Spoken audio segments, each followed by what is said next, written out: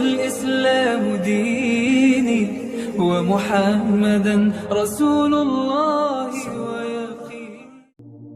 My brothers and sisters, the solutions to all our problems are within revelation. Allah subhanahu wa ta'ala created us. He knows us better than we know ourselves. Many times we go through issues and problems and we're looking for solutions where we will never find them. People are looking for happiness and they look at the prohibitions of Allah and they want to find happiness in that which Allah has prohibited. It's not going to come.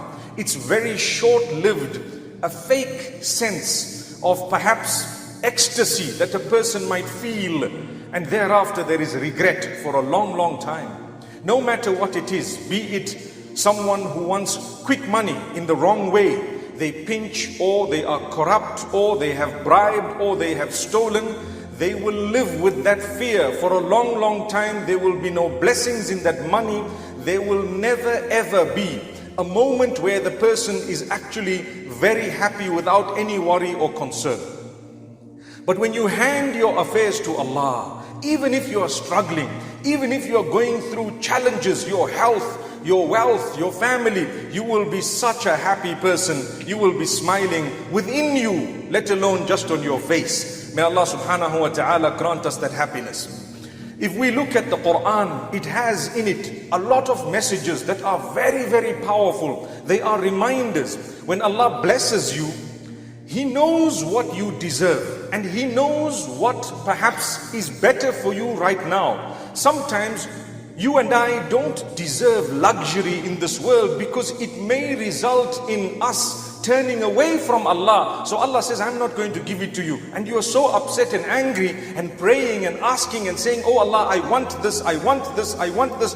Allah says, I know I'm not going to give it to you because I love you. If I'm going to give it to you, it's not going to be good for you. You and I will not have a good relationship. You will forget me. You will go away from me. You are going to drop into sin and that which is deviant, such that in the hereafter the eternal life will be lost. The best thing, let me let you not have what you want for a few years, and then when you come to me, I will give you everything you want. Subhanallah.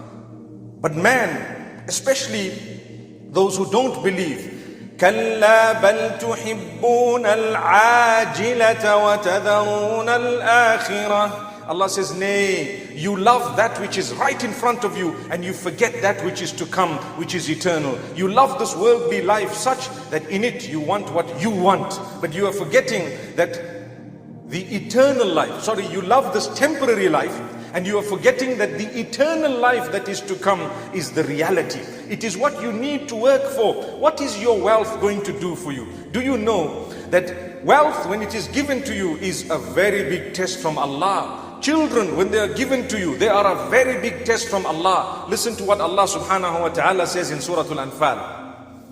Verse number 27.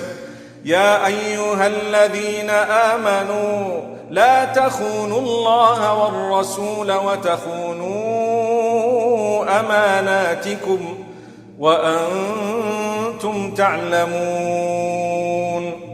O you who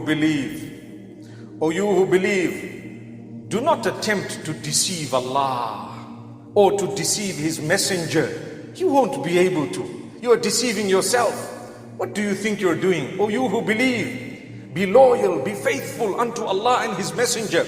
You say La ilaha illallah, you know it means there is none worthy of worship besides Allah, but you are worshipping everything besides Allah and you are not worshipping Allah. That is the essence of Tawheed.